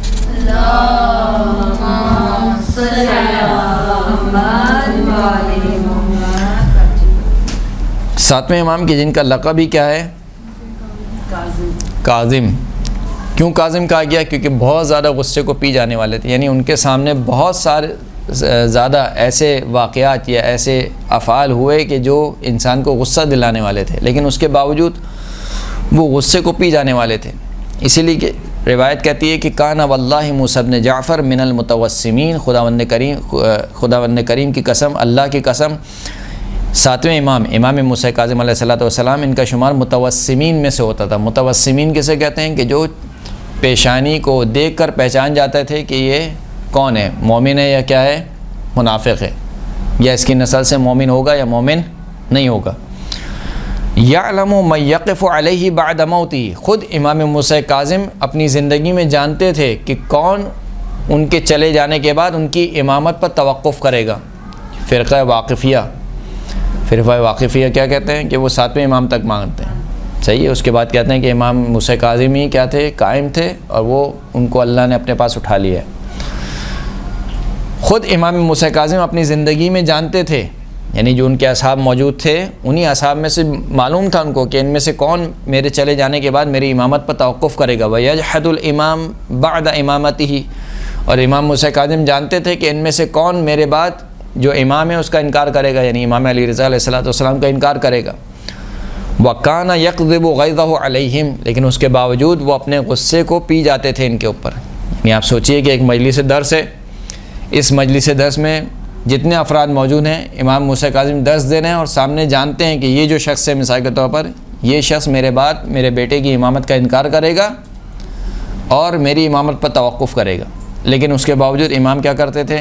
ان کے ساتھ غصے والا برتاؤ نہیں کرتے تھے۔ وَلَا يُبْدِي لَهُم مَا يَعْرِفُهُ مِنْهُمْ فَسُمِّيَ الْكَاظِمُ لِذَلِكَ، اور اظہار نہیں کرتے تھے امام، جو ان کے بارے میں جانتے تھے امام اظہار نہیں کرتے تھے ان سے، کہ مثال کے طور پر اس شخص کو کہیں کہ مجھے جانتے ہو، میں تمہارے بارے میں جانتا ہوں کہ تم میرے بعد توقف کرو گے اور تم میرے بعد میرے بیٹے کی امامت سے انکار کرو گے، نہیں۔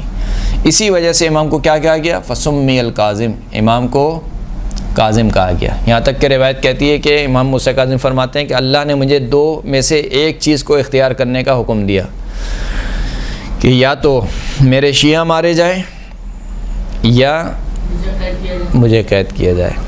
امام نے کس کو اختیار کیا؟ قید کو. شیعہ کیوں مارے جائیں؟ کس وجہ سے مارے جائیں؟ ان کا ساتھ دینے کی وجہ سے. ترک التقیہ، تقیہ کو چھوڑ رہے تھے وہ نا کچھ جذباتی جو شیعہ تھے. اس کو امام نے کہا کہ دیکھو تقیہ سے کام لو، ہر محفل میں ہمارا تذکرہ نہ کرو، ہر محفل میں نہ کہو کہ فلاں امام ہے، فلاں حجت خدا ہے. لیکن کچھ تھے جذباتی، وہ کہتے تھے نہیں کیسے ہو سکتا ہے، آپ امام برحق ہیں. تو ترک تقیہ کی وجہ سے کچھ لوگوں کو قتل کیا جاتا. اللہ نے اختیار دیا کہ میں کیا کروں کہ یا تو کچھ شیعوں کو قتل کیا جائے یا میں قید میں چلے جاؤں. تو امام نے کس کو اختیار کیا؟ یہ خود یعنی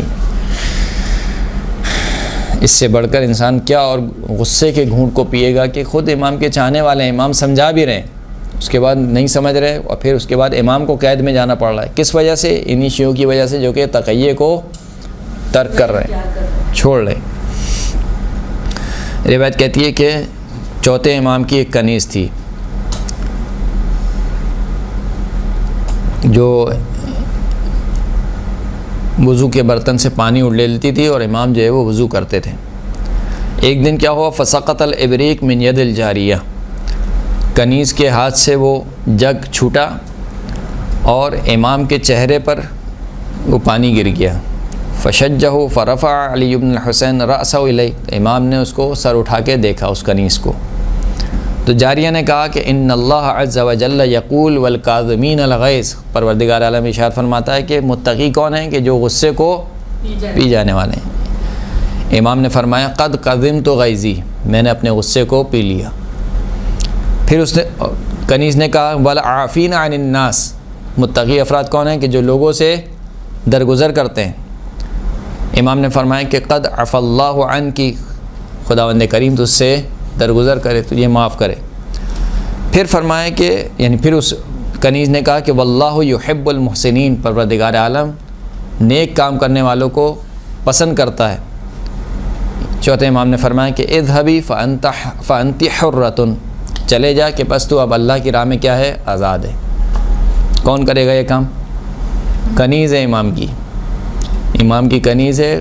غصہ آ گیا، جگ چھوٹ گیا اور پانی سارا امام کے چہرے پر گر گیا، چہرہ انور پر. اس کے باوجود امام نے کیا کیا؟ نہ صرف یہ کہ غصے کو پیا، نہ صرف یہ کہ اس کو معاف کیا، بلکہ کیا کیا؟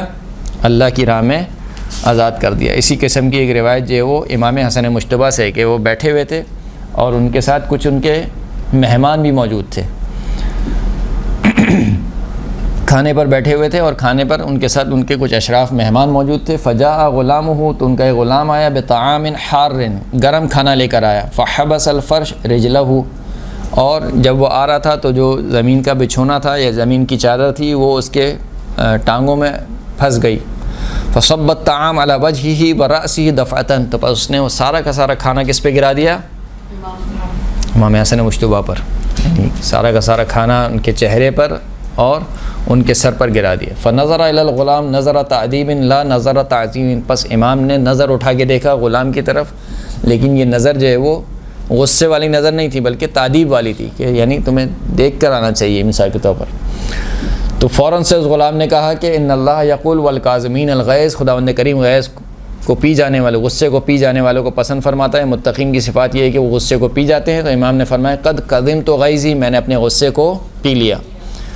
پھر اس غلام نے کہا والعافین عن الناس، متقی وہ ہیں جو لوگوں سے درگزر کرتے ہیں، معاف کر دیتے ہیں لوگوں کو. قال قد عفا اللہ عنک، خداوند کریم تجھے معاف کرے. پھر اس غلام نے کہا واللہ یحب المحسنین، پروردگار عالم نیک کام انجام دینے والوں کو پسند فرماتا ہے. فرمایا اذهب فانت حر لوجه اللہ، بس تو چلے جا، تو اللہ کی راہ میں کیا ہے؟ آزاد ہو گیا. پھر اس کے بعد فقط اتنا ہی نہیں، وعلی معیشتک، تیرا جو روزگار ہے وہ میرے اوپر ہے. یعنی تیرا جو خرچہ ہے، جو بھی تیرا خرچہ ہے مہینے کا، وہ کس کے اوپر ہے؟ میرے اوپر.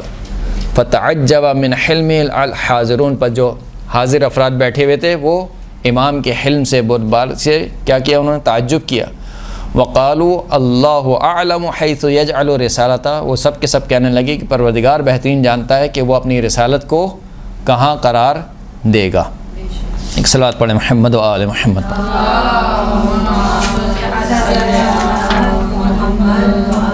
یہ کون سے امام کا تھا؟ امام حسن مجتبیٰ۔ 3 افراد وہ ہیں کہ جن کو انبیاء کی رفاقت حاصل ہوگی۔ انبیاء کی رفاقت یعنی کیا مطلب؟ یعنی وہ انبیاء کے ساتھ اٹھے بیٹھے گا جنت میں۔ 3 افراد وہ ہیں کہ جو انبیاء کی رفاقت جنہیں حاصل ہوگی۔ رجل یدفع الیہ قاتل ولیہ لیقتلہ فعفى عنہ، ایک وہ شخص کہ جس کے سامنے اس کے بیٹے کے یا مثال کے طور پر اس کے بھائی کے یا اس کے والد کے قاتل کو پیش کیا جائے اور وہ خدا کی خاطر اس قاتل کو کیا کر دے؟ معاف کر دے۔ کون کرے گا آج کل؟ حالانکہ حق ہے، یعنی قصاص اگر معاف نہ بھی کرے تو کوئی مسئلے کی بات نہیں ہے، اس کا حق ہے، خداوند کریم نے قصاص کو رکھا ہے۔ اگر معاف کر دے، خود خداوند کریم کہہ رہا ہے کہ اگر تم معاف کر دو تو یہ زیادہ بہتر ہے، اگرچہ کہ قصاص ہے لیکن اگر تم معاف کر دو اپنے قاتل کو، مثال کے طور پر خدا نخواستہ کوئی شخص میرے کسی رشتہ دار کو یعنی میرے کسی خونی رشتہ دار کو قتل کرتا ہے اور اس کا قاتل میرے سامنے لا کر پیش کیا جاتا ہے تو مجھے خدا نے حق دیا ہے کہ میں قصاص لے سکتا ہوں، لیکن معاف کر دوں تو زیادہ بہتر ہے۔ کہا کہ اگر معاف کر دو گے تو کس کی رفاقت ملے گی؟ انبیاء کی۔ وَرَجُلٌ عِنْدَهُ أَمَانَةٌ لَوْ يَشَاءَ لَخَانَهَا فَيَرُدَّهَا إِلَى مَنِ ائْتَمَنَهُ عَلَيْهَا، دوسرا وہ شخص کہ جس کے پاس کوئی امانت رکھوائی جائے اور اس کے لیے بہت آسان ہو امانت میں خیانت کرنا، یعنی کسی کو پتہ بھی نہیں چلے گا، آپ کے پاس کسی نے امانت رکھوائی اور آپ کے لیے بہت آسان ہے امانت میں خیانت کرنا، لیکن اس کے باوجود آپ کیا کریں؟ خدا کا خوف کھاتے ہوئے، تقوی الہی کو اختیار کرتے ہوئے اس امانت کو واپس کر دیں صاحب امانت کو۔ کہ یہ شخص بھی کس کے ساتھ مرافق ہوگا؟ انبیاء کے ساتھ۔ وَرَجُلٌ كَظَمَ غَيْظَهُ عَنْ أَخِيهِ ابْتِغَاءَ وَجْهِ اللَّهِ، تیسرا وہ شخص کہ جو اپنے غصے کے گھوٹ کو پی لے اپنے بھائی سے، کس خاطر؟ فقط اور فقط اللہ کی خاطر، غصے کے گھونٹ کو پی جانے والا انبیاء کے ساتھ رفاقت اختیار کرے گا۔ اللہ کے رسول فرماتے ہیں کہ معراج کی شب مجھے لے جایا گیا تو میں نے ایک جنت کے اعلیٰ مقام پر ایک کمرہ دیکھا، میں نے پوچھا کہ لمن ہی یہ غرفہ، یہ کمرہ جو کس کے لیے؟ فرمایا کہ للکاظمین الغیظ والعافین عن الناس وللمحسنین، یہ ان لوگوں کے لیے کہ جو غصے کو پی جاتے ہیں، لوگوں سے درگزر کرتے ہیں اور نیک کام انجام دیتے ہیں۔ 7ویں امام کی خدمت میں ہی ایک مرتبہ 7ویں امام حاضر ہوئے ہارون الرشید کے دربار میں۔ دربار کے باہر ایک بندہ تھا کہ جس کا نام تھا نفع الانصاری۔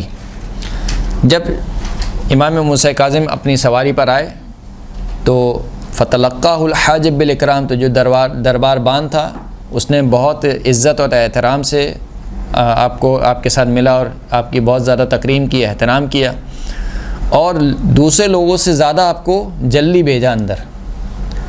دوسرے لوگ بھی کھڑے ہوئے تھے دربار میں جانے کے لیے، امام آئے تو امام کے احترام کی خاطر اس نے دوسرے لوگوں سے پہلے آپ کو بھیج دیا۔ پس نفع نے پوچھا عبدالعزیز بن عمر من هذا الشخص، نفع نے عبدالعزیز بن عمر سے پوچھا کہ یہ من هذا الشیخ، یہ کون ہے؟ امام موسیٰ کاظم کے بارے میں پوچھا کہ یہ کون ہے؟ کہا کہ اس شخص نے جواب دیا کہ شیخ و آل ابی طالب، یہ آل ابی طالب کا بزرگ ہے، شیخ ہے۔ شیخ و آل محمد، یہ آل محمد کا شیخ ہے۔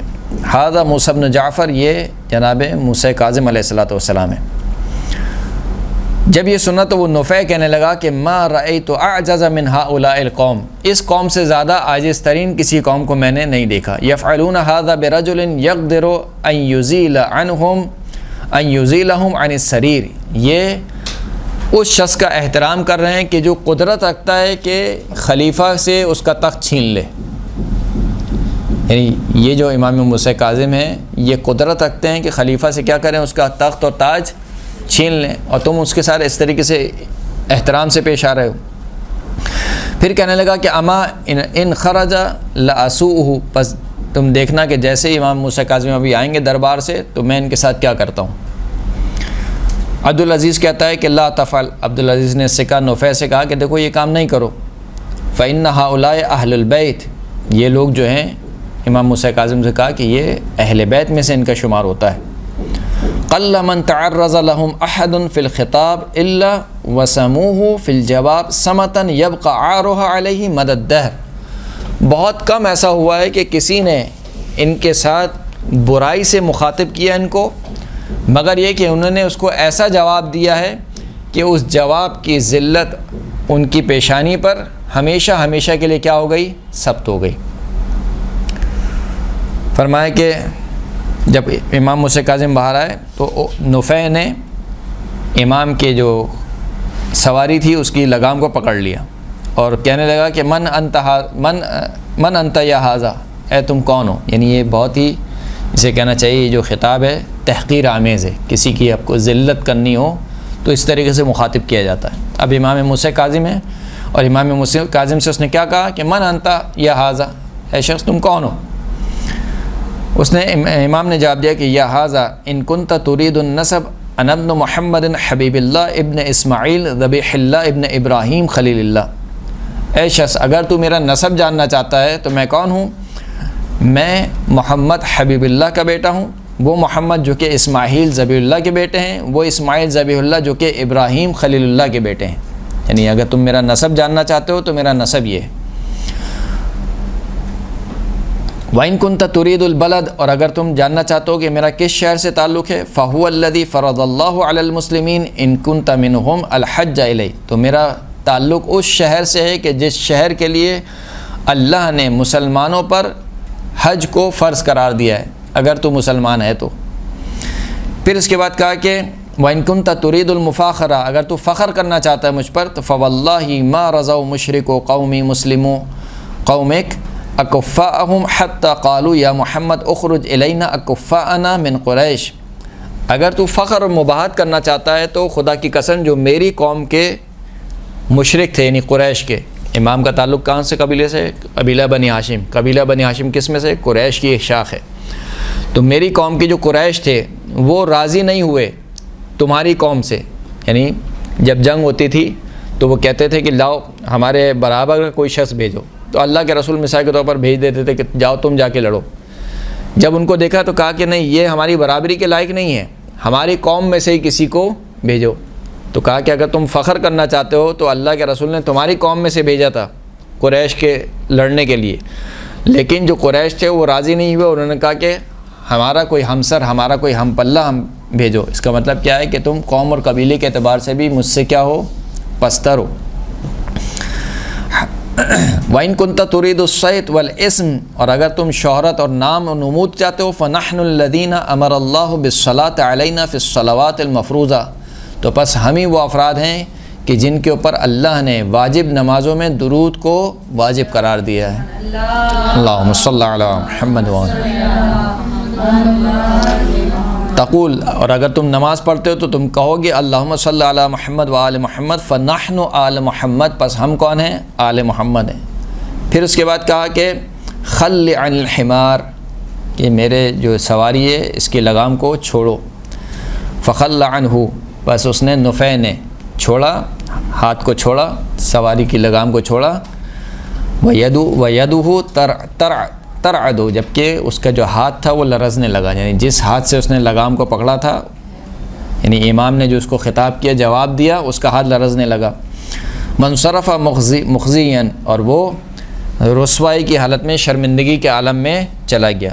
پس عبدالعزیز نے کہا کہ الم اقل لک ذلک، کیا میں نے تم سے نہیں کہا تھا کہ تم اس شخصیت سے جو ہے وہ تعرض کرنے سے پرہیز کرو؟ اگر تم نے اس سے تعرض کیا، اس کو ذلیل کرنے کی کوشش کی نعوذ باللہ، تو یہ تمہیں ایسا جواب دیں گے کہ جس کی ذلت تمہارے ماتھے پر لکھی رہے گی. اب دیکھیں ان تمام جوابات میں امام نے کوئی بھی ایسا جواب نہیں دیا کہ آپ کہیں کہ مثال کے طور پر گالی کا جواب گالی سے دیا ہو یا توہین کا جواب توہین سے دیا ہو. ساری وہ باتیں کہی ہیں جو کہ بالکل سچ ہیں، جو امام میں پائی جاتی ہیں. یہ امام کا حلم تھا اور یہ امام کا قزم الغیظ ہے، یعنی سامنے والا آپ کی توہین کر رہا ہے، آپ توہین کرنے کے بجائے اس کو ایسا جواب دے رہے ہیں کہ نہ صرف یہ کہ آپ کی توہین کا جواب آ رہا ہے اور آپ کا جواب توہین بھی شمار نہیں ہو رہا ہے اور آپ کو غصہ بھی نہیں آ رہا ہے.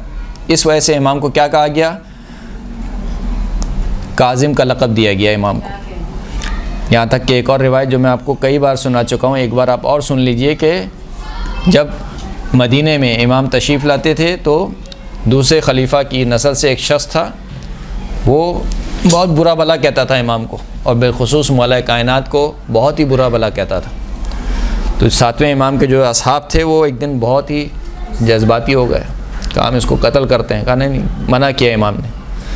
امام نے کہا کہ یہ کہاں کام کرتا ہے؟ کہا کہ یہ فلاں مدینے سے باہر اس کی زمین ہے، وہاں پر کام کرتا ہے۔ امام اپنی سواری پر خچر پر سوار ہوئے اور اس کی زمین کو رونتے ہوئے امام کی سواری چلی، اور دور سے پہلے ہی خار کھاتا تھا امام سے، جیسے ہی دیکھا کہ اب تو میری فصل خراب کر رہے ہیں۔ امام گئے بہرحال رونتے ہوئے اور آرام سے اس سے بات کی، کہا کہ یہ جو فصل تم نے اگائی ہے اس پہ کتنا خرچہ کیا ہے تم نے؟ تو اس نے کہا کہ مثال کے طور پر 100 درہم یا 200 درہم، جو بھی اس نے اماؤنٹ بتائی۔ پھر امام نے کہا کہ کتنا منافع تمہیں امید ہے؟ تو کہنے لگا کہ میں غیب کا علم نہیں رکھتا ہوں۔ امام نے دوبارہ اپنے سوال کو دہرایا، کہا کہ میں کہہ رہا ہوں کہ کتنی امید ہے، میں یہ نہیں کہہ رہا کہ تم یہ بتاؤ کہ یقیناً کتنا منافع ہوگا، کتنی امید ہے؟ تو کہا مثال کے طور پر 200 درہم۔ امام نے اپنی ہمیان میں سے، ہمیان کیسے کہتے ہیں؟ ہاں، پہلے ہوتی تھی بزرگ ہمارے جو ہے وہ خواتین کے پاس ہوتی تھی چھوٹی سی پٹلیا، صحیح ہے، کپڑے کی، اس کو ہمیان بولتے تھے، وہ لوگ اپنی کمر بند میں لگاتے تھے پہلے۔ تو وہ جو ہمیان ہے اس میں سے نکالے 200 درہم یا 400 درہم جو بھی نکالے، کہا یہ تمہارے لیے جو تم نے زمین پہ خرچہ کیا وہ، باقی تمہارے لیے، اس کے تمہارے بچوں کے لیے جو بھی تم کرنا چاہو۔ یہ دے کر امام واپس آ گئے۔ اگلے دن دیکھا کہ وہ شخص آیا اور بہت ہی عزت اور احترام سے امام کو پکارنے لگا۔ جو اصحاب تھے امام کے وہ کہنے لگے کہ کل تک تو آپ کو مثال کے طور پر توہین کر رہا تھا، یہ آج اس کو کیا ہوا؟ تو امام نے پھر بتایا کہ میں نے اس کے ساتھ ساتھ یہ کیا، اور پھر امام نے ایک جملہ کہا کہ دیکھو جو کام تم کرنا چاہتے تھے وہ زیادہ اس کے ساتھ بہتر تھا، یا جو کام میں نے کیا وہ زیادہ بہتر ہے۔ تم اگر کوئی کام کرتے تو اس کی دنیا بھی برباد تھی، اس کی آخرت بھی برباد، جو میں نے کام کیا اس کی دنیا بھی بنا دی اور اس کی آخرت بھی سنوار دی۔ وآخر الدعوانا الحمد للہ رب العالمین۔